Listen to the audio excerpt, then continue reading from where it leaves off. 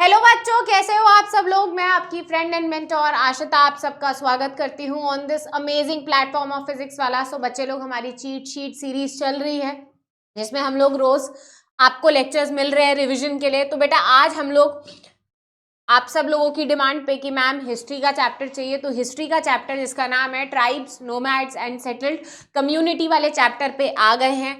तो बेटा इसको अब आपको गौर से अच्छे से सुनना है, ठीक है। चलो स्टार्ट करते हैं। तो बेटा इसमें हम क्या देखेंगे, पूरा ही टॉपिक, हम पूरा ही चैप्टर आपके कवर कर लेंगे कब, 30 मिनट्स के अंदर अंदर, ठीक है। तो स्टार्ट करते हैं। तो बेटा देखो स्टार्ट कैसे हो रहा है आपका चैप्टर। सबसे पहले आपका चैप्टर जो है वो स्टार्ट हो रहा है एक ब्रीफ पहले देने से कि ट्राइबल्स जो है वो हुआ कि कौन थे, होते कौन थे कैसे, क्या चीजें फॉलो करते थे, उससे आपका चैप्टर चालू हो रहा है, ठीक है। तो बेटा हम लोग अब उसका एक देख लेते हैं क्या चीज बोल रहा है ये, है ना, कि मिडिवल एज के टाइम पे हमें क्या देखने को मिला, बहुत सारे चेंजेस देखने को मिले इंडियन सोसाइटी के अंदर, ठीक है। इंडियन सोसाइटी जो थी बेटा वो कैसे डिवाइडेड थी, हमें पता है वर्ण सिस्टम के बेसिस पे डिवाइडेड थी। वर्ण सिस्टम क्या था, तो 4 तरीके के वर्ण थे जो आपने 6th क्लास में पढ़े होंगे, जिसमें ब्राह्मण, क्षत्रिय, वैश्यास और शूद्रास हुआ करते थे। तो अब आप कहोगे मैम कि इसमें ट्राइबल लोग कहाँ हैं, तो बेटा ट्राइबल लोग वर्ण सिस्टम का पार्ट नहीं थे, ठीक है। ट्राइबल लोग जो है हमेशा से कहाँ रहे हैं, जंगलों में रहे हैं, फॉरेस्ट में रहे हैं। ये कास्ट सिस्टम या वर्ण सिस्टम का पार्ट इनिशियली शुरू में नहीं थे, ये वर्ण सिस्टम का पार्ट नहीं थे। तो 4 वर्ण हुआ करते थे, है ना। तो ये सोसाइटी में चीजें ऑलरेडी चल रही थी, ठीक है। अब बेटा ये यही चीज बोल रहा है कि कुछ कम्युनिटीज ऐसी थी जो कि इस वर्ण सिस्टम को फॉलो नहीं करते थे, क्योंकि वो मेन सोसाइटी से बहुत अलग रह रहे हैं, जंगलों में रह रहे हैं, और उन्हीं कम्युनिटीज को हम क्या बोलते हैं, हम ट्राइब्स बोलते हैं। अच्छा, आप ट्राइब्स के अलावा नोमैड और सेटल्ड कम्युनिटीज क्यों बोल रहे हैं, तो बेटा ये जो ट्राइब्स है, ये जो लोग हैं, ये कुछ तो ट्राइब्स ऐसी थी जो एक जगह पे सेटल्ड थी, मतलब कि इनका घर परमानेंट था, एक ही जगह पे ये रहते थे। कुछ ट्राइब ऐसी थी बेटा जो एक जगह से दूसरी जगह घूमती रहती थी, मतलब कि उनका सेटलमेंट एक जगह पे नहीं था, परमानेंट प्लेस पे नहीं था, वो टू एंड फ्रो मूव करते रहते थे, इसीलिए नाम जो है ये दिया गया है। तो आपको पहले तो ये पता हो जाना चाहिए कि ट्राइबल सोसाइटीज वो थी जो वर्ण सिस्टम फॉलो नहीं कर रही थी, ठीक है। तो जैसा कि मैंने बताया कि सोसाइटी में जो नॉर्म्स चल रहे हैं, यानी कि सोसाइटी में वर्ण सिस्टम के अकॉर्डिंग क्या कर रखा था, टास्क डिवाइड कर रखा था। ब्राह्मण जो है वही खाली वेदों को पढ़ सकते थे, क्षत्रिय वो थे जो फाइट करते थे, जो राजा महाराजा थे, वैश्या वो थे जो बिजनेस का काम कर रहे थे, और शूद्रास वो थे बेटा जो जिनको बिल्कुल लोअर कास्ट का, जिनको गुलामी करवाई जाती थी, जिनको स्लेव्स माना जाता था। तो ये वर्ण सिस्टम में ट्राइब्स कहीं भी नहीं थे। फिर बेटा ये जो ट्राइब्स थे ये करते क्या थे, फॉरेस्ट में रह रहे तो क्या करेंगे, या तो ये खेती बाड़ी करेंगे जिसको हम एग्रीकल्चर बोलते हैं। किस तरीके का एग्रीकल्चर करते थे बेटा, ये तो शिफ्टिंग कल्टीवेशन करते थे। कैसा करते थे, शिफ्टिंग कल्टीवेशन। अब आप कहोगे मैम शिफ्टिंग कल्टीवेशन क्या है, तो बेटा जहां पर आप फॉरेस्ट में जो पेड़ पौधे हैं उनको क्लियर करके, मतलब कि उनको साफ करके, उनको कट करके, उनको जलाकर, उनकी जो राख है उसको मिट्टी में मिक्स करके फिर आप खेती बाड़ी करो, जिसको हम स्लैश एंड बर्न एग्रीकल्चर भी बोलते हैं, वही शिफ्टिंग कल्टीवेशन है, ठीक है। कुछ ट्राइब्स बेटा क्या थी, जो हंटर और गैदरर थी। इसका क्या मतलब है, जो कि हंटिंग यानी एनिमल की हंटिंग किया करती थी, और जब हंटिंग नहीं करते थे तो पेड़ पे से फ्रूट्स वगैरह तोड़ के खाया करते थे, जिसको हम गैदरिंग बोलते हैं। तो आपको दिख रहा होगा ये हंटिंग और गैदरिंग कर रहे हैं ना, तो कुछ ट्राइब्स ये किया करती थी, ठीक है। अच्छा, अब कुछ ट्राइब्स ऐसी थी बेटा जो कि कैसी थी, नोमैडिक थी। इसका क्या मतलब है, जो एक जगह से दूसरी जगह घूमते रहते। तो हमें पता चला कुछ ट्राइब खेती बाड़ी कर रही है, कुछ ट्राइब्स हंटिंग गैदरिंग कर रही है, कुछ ट्राइब्स नोमैडिक है, एक जगह पे नहीं टिक रही, ठीक है। अब ये रह कहाँ रहे हैं बेटा, तो ये फॉरेस्ट में, हिल्स में, डेजर्ट में, यानी कि ऐसी जगह पे रह रहे हैं जहां पर बहुत सारे लोग नहीं रह रहे। ये एक किसी एक कोने में, एकांत जगह पे, ठीक है, जो मेन सोसाइटी से काफी अलग है, दूर है। या तो कोई वो पहाड़ की चोटी होगी, या फिर घने जंगल होंगे, या फिर कोई रेगिस्तान का कोई कोना होगा, ये वहां पर रहा करते थे, है ना। अब बेटा इनका कल्चर जो है वो भी काफी अलग है। कल्चर से मतलब है इनकी लैंग्वेज, इनके कपड़े, इनका खाने का तरीका, जो मेन सोसाइटी के लोग हैं उनसे काफी अलग होता है, ठीक है।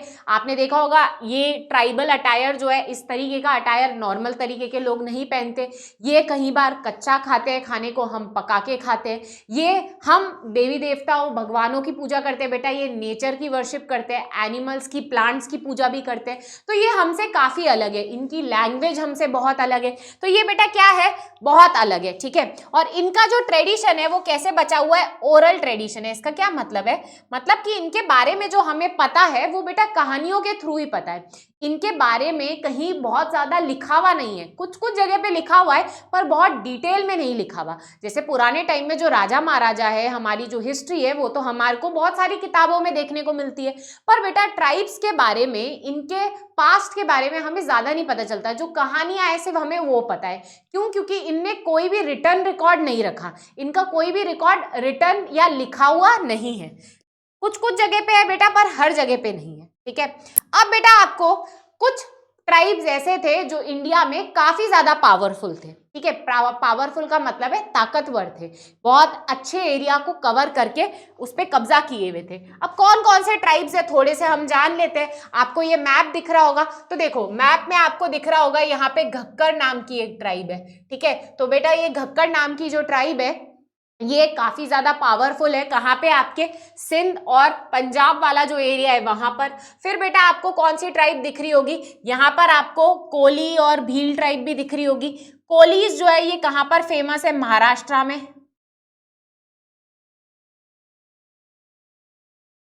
फिर भील बेटा जो है सेंट्रल इंडिया की बड़ी पावरफुल ट्राइब है, ठीक है।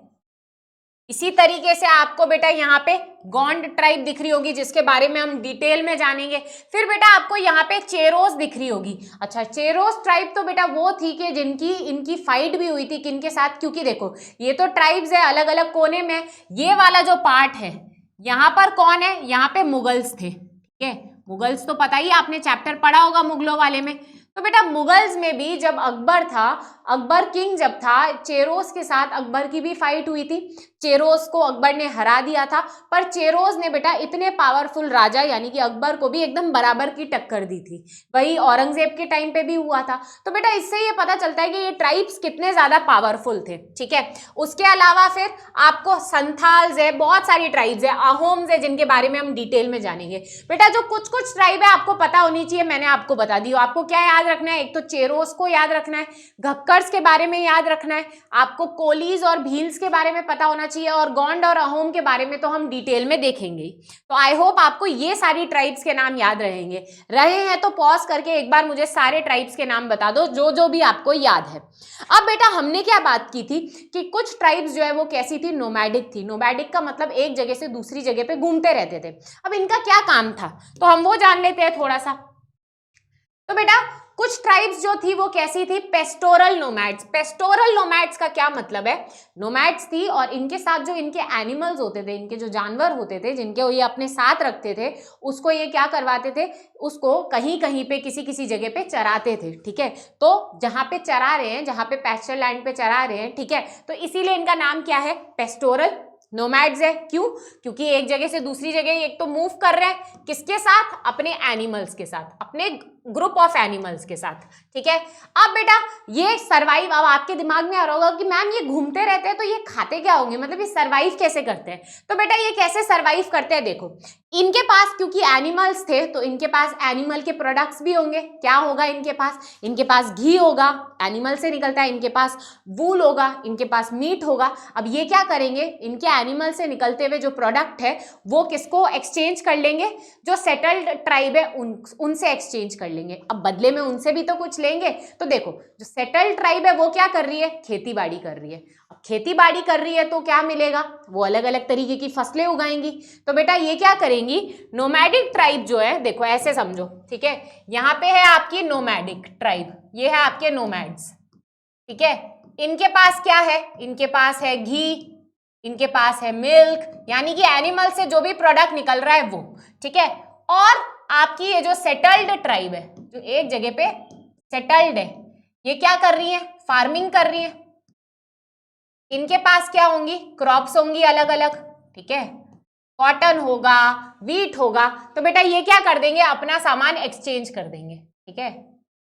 ये अपने क्रॉप्स इनको दे देंगे, ये घी मिल्क इनको दे देंगे, तो दोनों की जरूरत क्या हो जाएगी, पूरी हो जाएगी। ये लाइन यही बोल रही है, ये आपके क्वेश्चन भी है, इसीलिए आपको ये पता होना चाहिए, ठीक है। ये क्या करते थे, सरवाइव कैसे करते थे, एक्सचेंज करते थे, किसके साथ, जो सेटल्ड ट्राइब है उनके साथ, चीजों का क्या करते थे, गिव एंड टेक करते थे, ठीक है।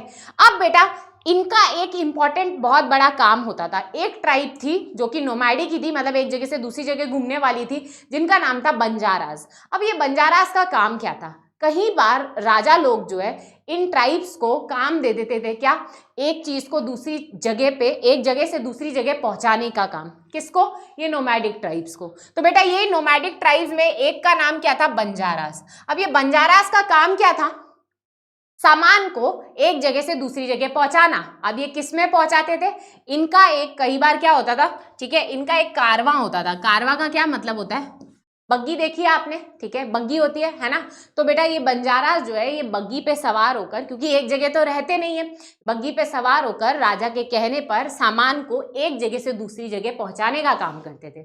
अब ये किसके टाइम पे करते थे, तो ये अलाउद्दीन खिलजी, यानी कि जो आपके दिल्ली सुल्तान का राजा था ना, उसके टाइम पे करते थे, ठीक है। तो आपको क्या याद रखना है, नोमैडिक ट्राइब्स एक तो एक जगह पे सेटल्ड नहीं है, प्लस बंजारास नाम की ट्राइब जो है वो किसके टाइम पे थी, अलाउद्दीन खिलजी, जो कि एक दिल्ली सुल्तान है, एक दिल्ली सल्तनत का राजा है, जिसके टाइम पे ये क्या करते थे, सामान को एक जगह से दूसरी जगह पहुंचाने का काम करते थे। किस पे बैठकर, चलकर नहीं, तांडा पे बैठकर। याद रहेगा, याद रहेगा, ठीक है। अब बेटा धीरे धीरे हुआ क्या, अभी तक हमने क्या जाना, अभी तक हमने जाना कि ट्राइब्स जो है वो किसका पार्ट नहीं थी, वर्ण सिस्टम का पार्ट नहीं थी, सोसाइटी के रूल्स ये फॉलो नहीं कर रहे थे, ये अपने हिसाब से चलते थे। पर बेटा धीरे धीरे क्या हुआ, धीरे धीरे इंडिया में कास्ट सिस्टम और भी ज्यादा बढ़ने लग गया। मतलब कि पहले सिर्फ 4 वर्ण थे, अब क्या होने लग गया, वर्ण सिस्टम के अंदर भी बहुत सारी कास्ट आने लग गई। मतलब कि अब अगर कोई लोहार है तो उनकी अलग कास्ट बन गई, अब अगर कोई, ठीक है, कोई अगर कारपेंट्री का काम कर रहा है उनकी अलग कास्ट बन गई, ठीक है। तो बेटा ऐसे ही धीरे धीरे कोई मटके बनाने वाला है उनकी अलग कास्ट बन गई, जिसको हम जाति बोलते हैं।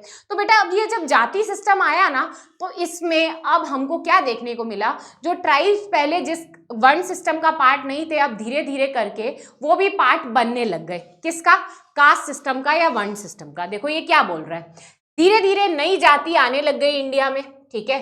कौन कौन सी, जो भी अलग अलग, जैसे फॉर एग्जांपल अगर कोई स्मिथ है, कोई कारपेंटर है, कोई मेसन है, ठीक है। स्मिथ का क्या मतलब है, कोई लोहार है, कोई कारपेंट्री का काम कर रहा है, कोई मटके बनाने का काम कर रहा है। बेटा इन सब की भी अलग अलग कास्ट बनने लग गई। जैसे अभी हम देखते हैं ना, जो बाल काटने वाले होते हैं उनकी अलग कास्ट होती है, जो मटके बनाने वाले होते हैं उनकी अलग कास्ट होती है। तो इंडिया में कास्ट सिस्टम बहुत बढ़ गया। क्यों, क्योंकि सब लोग अलग अलग तरीके का काम करने लग गए। अब क्योंकि बेटा कास्ट सिस्टम बहुत बढ़ गया, तो बहुत सारे ट्राइब्स जो है वो भी पार्ट बन गए, किसका, इस कास्ट सिस्टम का। याद रखना है आपको बात। तो अब क्या हो गया, ट्राइब्स ऑल्सो बिकेम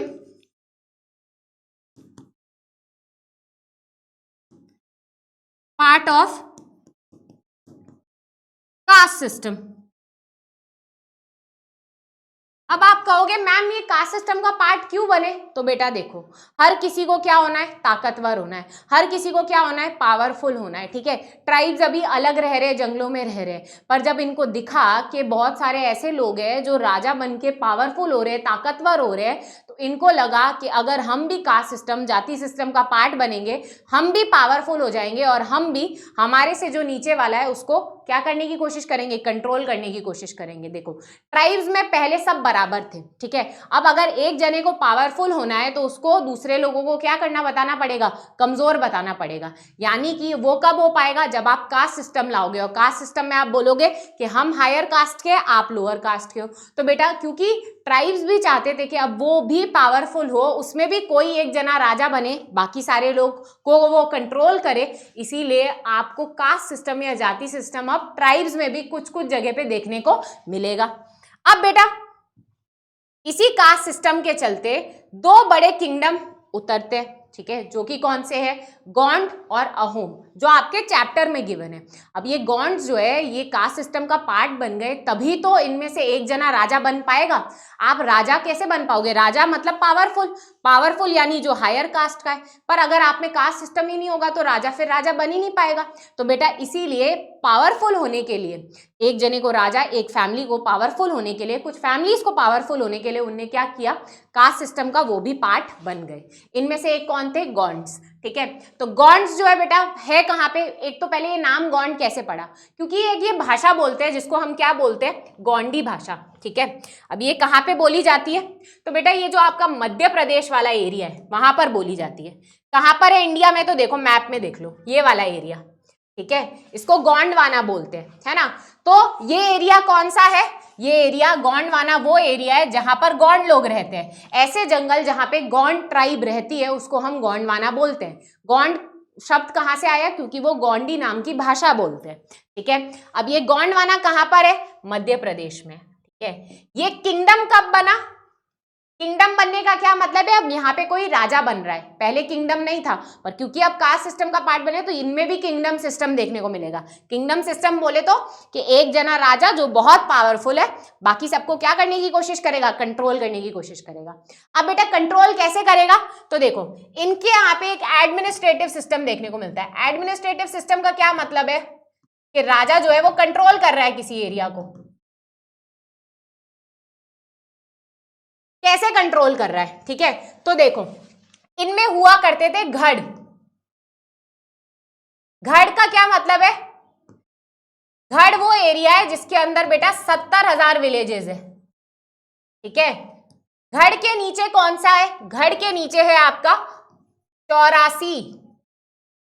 84 को इंग्लिश में हम क्या बोलते हैं? 84। वो एरिया जो 84 विलेजेस को कंट्रोल कर रहा है। इसके नीचे है बारहोत जो 12 विलेजेस को कंट्रोल कर रहा है। अब देखो मैं समझाती हूँ ये है क्या। ठीक है, अब गॉन्ड्स में बेटा क्या होता था? क्लैंस हुआ करते थे। क्या होता था? क्लैंस। क्लैंस क्या है? Powerful families.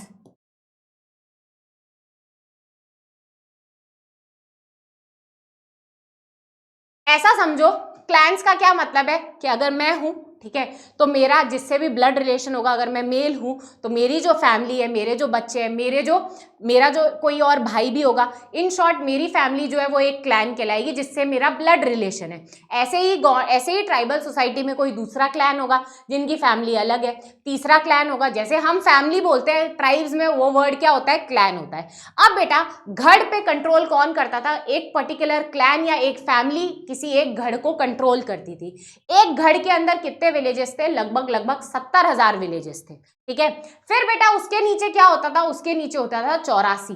अब आप कहोगे मैम ये क्यों बना रखा है? तो बेटा एरिया को अगर कंट्रोल करना है तो आपको एक यूनिट तो बनानी पड़ेगी कि इस एरिया में इतने सारे लोगों को ये कंट्रोल कर रहा है। फैमिली कंट्रोल कितने विलेज को कर रही है ये कैसे पता चलेगा? तो एक क्या बना दिया? एक कंट्रोल करने के लिए एक यूनिट बना दिया जिसको क्या बोलते हैं? गढ़। गढ़ के नीचे थे 84, 84 के नीचे थे बारहोत। ठीक है, तो ये कंट्रोल करने के लिए, किसको कंट्रोल करने के लिए? लोगों पे नजर रखने के लिए, लोगों को कंट्रोल करने के लिए। किंगडम बना रहे हो तो लोगों को कंट्रोल करना पड़ेगा। तो बेटा ये बन रखा था कहां पर? गॉन्ड्स के अंदर। अब बेटा ऐसे ही, क्योंकि मैंने बताया एक गढ़ पे कोई एक फैमिली का जना जो था वो राजा हुआ करता था, तो बेटा अमन दास जो था, जिसके बारे में आपकी किताब में दिया हुआ है, ये गॉन्ड राजा था। कौन से गढ़ का? गढ़ कटंगा का। ठीक है, तो कटंगा नाम का एक गढ़ था, है ना। गढ़ यानी कि जिसके अंदर 70 विलेजेस है, उसका राजा कौन था? अमन दास। इनने टाइटल किसका ले लिया था? संग्राम शाह। संग्राम शाह का क्या मतलब होता है? जो बहुत ताकतवर है, जिसको कोई नहीं हरा सकता। ठीक है, ये कौन है? ये राजा अमन दास है। अब बेटा इनके बेटे थे दलपत। ठीक है, क्योंकि क्लैन है तो अब इनके आगे बेटा भी होगा। बेटा था दलपत। दलपत ने शादी किससे करी थी? प्रिंसेस दुर्गावती से। ठीक है, जो कि डॉटर थी किसकी? राजपूत राजा की डॉटर थी। अब बेटा ये जानना हमारे लिए क्यों जरूरी है वो मैं बताती हूँ। ये है रानी दुर्गावती। ठीक है, ये है रानी दुर्गावती। अब बेटा इनकी स्टोरी हमारे लिए इसीलिए इंपॉर्टेंट है क्योंकि रानी दुर्गावती को बड़ा ब्रेव माना जाता है। ऐसा बताते हैं दलपत की डेथ हो गई थी, पहले अमनदास था, अमनदास की डेथ हो गई, दलपत आया, दलपत जो था फिर उसकी डेथ हो गई बहुत जल्दी। तो बेटा रानी दुर्गावती जो थी उनने पूरे किंगडम पे ध्यान रखा था। कौन से किंगडम पे? गौंड किंगडम पे। अच्छा उस टाइम पे बेटा क्योंकि इंडिया में मुगल्स थे तो मुगलों ने गौंड पे बहुत बार अटैक करने की कोशिश की थी, पर बेटा ये रानी दुर्गावती जो थी, जैसे झांसी की रानी थी ना वैसे ही रानी दुर्गावती ने एंड तक फाइट किया था। किसके अगेंस्ट? मुगल्स के अगेंस्ट।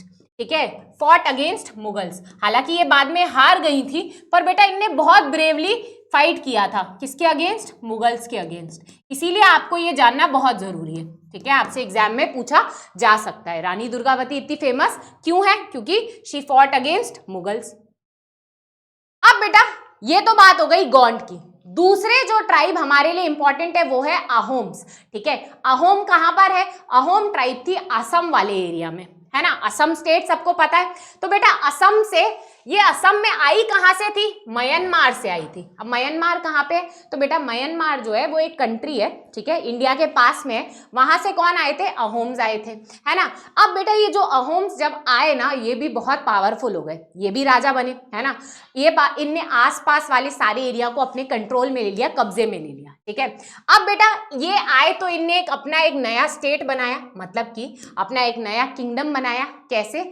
इनने कुछ लोगों को बहुत ज्यादा पावर दे दी, जिनको ये क्या बोलते हैं? भूइयांस। भूइयांस कौन थे? लैंडलॉर्ड्स थे। मतलब कि अगर आपको आपका किंगडम बनाना है तो एरिया तो कवर करना पड़ेगा। अब उस एरिया को कंट्रोल करने के लिए क्या बना दिए इनने? अलग अलग लैंडलॉर्ड बना दिए। लैंडलॉर्ड का क्या मतलब होता है? जो किसी एक एरिया पे जिसका कंट्रोल हो, जो किसी एक एरिया पे अपना कब्जा बना के रखे। तो बेटा अहोम आए, उनने आसपास सारा एरिया अपने कंट्रोल में ले लिया और सारे एरियाज में क्या बना दिए? अलग अलग लैंडलॉर्ड्स बना दिए। ठीक है, जो अहोम आए थे ट्राइब उनमें से ही किसी किसी को बना दिया, जिसको हम क्या बोलते हैं? भूइयांस। भूइयांस का क्या मतलब है? लैंडलॉर्ड्स। लैंडलॉर्ड्स यानी कि ओनर ऑफ लैंड। अब बेटा अहोम के बारे में हमको कैसे पता चलता है? तो अहोम्स पे औरंगजेब यानी कि वापस मुगलों के राजा जो था औरंगजेब, उसने अटैक करने की कोशिश करी थी। कैसे? उसने अपने एक आर्मी कमांडर को भेजा था जिसका क्या नाम है? मीर जुमला। ठीक है, तो बेटा मीर जुमला ने भी अहोम्स पे अटैक करने की कोशिश करी थी और अहोम्स ने बहुत, मतलब इतनी छोटी सी ट्राइब होने के बावजूद भी बहुत अच्छे से फाइट करी थी। किसके साथ? मुगल्स के साथ, जिनकी आर्मी बहुत बड़ी थी। और ऐसा बताते हैं कि पहले तो मीर जुमला जीत गए थे। मीर जुमला बेसिकली मिलिट्री कमांडर थे, उनको पहले तो वो जीत गए थे पर अहोम्स ने फिर से उनको हरा दिया था। इन शॉर्ट कहने का मतलब ये है कि मुगल से फाइट होने के बावजूद, एक बार हारने के बावजूद भी अहोम्स फिर से पावरफुल हो गए थे। तो आप इससे अंदाजा लगा लो, इतनी सी ट्राइब और इतने बड़े मुगल किंगडम पे भारी पड़ गई। ठीक है, तो कितनी पावरफुल होगी।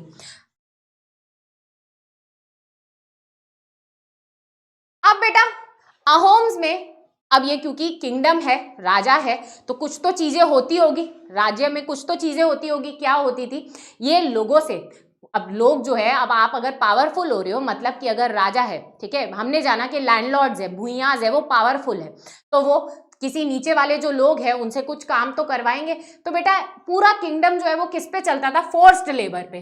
फोर्स्ड लेबर का क्या मतलब है? अगर किसी को कोई काम दे दिया तो उसको वो काम करना ही पड़ेगा, उसके पास ऑप्शन नहीं था कि वो राजा को मना बोल दे। अगर कोई काम दे दिया तो वो काम करना ही पड़ेगा। ठीक है, और बेटा उनके लिए जो फोर्स्ड लेबर करते हैं वो कौन थे? पाइक्स थे। ठीक है, पाइक्स थे। अब आप कहोगे मैम ये पाइक्स क्या है? तो बेटा जैसे लैंडलॉर्ड के लिए वर्ड यूज हो रहा है क्या? भूइयांस, वैसे ही पाइक्स कौन है? जो फोर्स्ड लेबर कर रहे हैं। ठीक है, ये भी एक तरीके की ट्राइब ही है जो इनके अंडर, अहोम के अंडर क्या कर रही है? फोर्स्ड लेबर कर रही है। ठीक है, अब बेटा अहोम्स जो है ये भी अलग अलग फैमिली में डिवाइडेड थी, है ना। कुछ 3 4 5 जितनी भी फैमिलीज होंगी पावरफुल फैमिलीज में डिवाइडेड थी। गौंड में हम उनको क्लैंस बोल रहे हैं, यहां पर उनको क्या बोल रहे हैं? खेल। खेल का क्या मतलब है? Powerful families. याद रहेगी सबको, ये बात याद रहेगी। ठीक है, अब बेटा अब आपके दिमाग में आ रहा होगा कि ये ट्राइब्स जो है, इनका पूरा किंगडम है, तो ये यहाँ पर किसी की तो पूजा वूजा करते होंगे।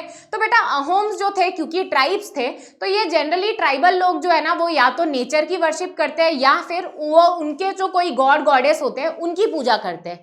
मिट्टी से बना लिया या फिर वुड से बना लिया, है ना, या फिर कई बार किसी पेड़ की पूजा कर लेना। ट्राइब्स ज्यादातर इस तरीके की पूजाएं करते हैं।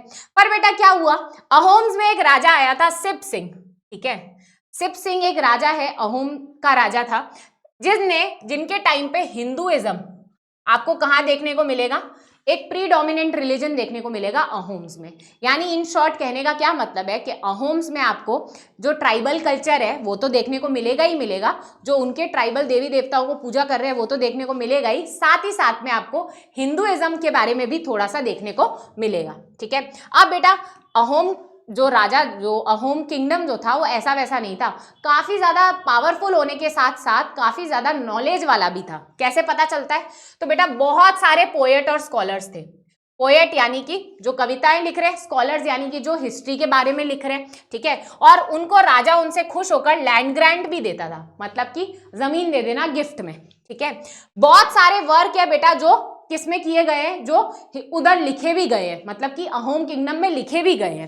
ठीक है, तो बेटा ऐसे हिस्टोरिकल वर्क, ठीक है, जिनको अहोम भाषा में लिखा गया है उनको हम क्या बोलते हैं, बुरंजीस। ठीक है, तो आपसे पूछ सकते हैं बुरंजीस क्या है, तो बुरंजीस कुछ नहीं है, हिस्टोरिकल वर्क है। आप कैसे याद रख सकते हो कि अहोम किंगडम में बहुत सारी हिस्ट्री से रिलेटेड चीजें लिखी गई हैं, क्योंकि बहुत ज्यादा ये नॉलेजेबल थे। ठीक है, तो बेटा हमारा ये चैप्टर इसी के साथ कंप्लीट होता है। अब एक जल्द से क्वेश्चन का आंसर देना है आपको फटाफट। डैश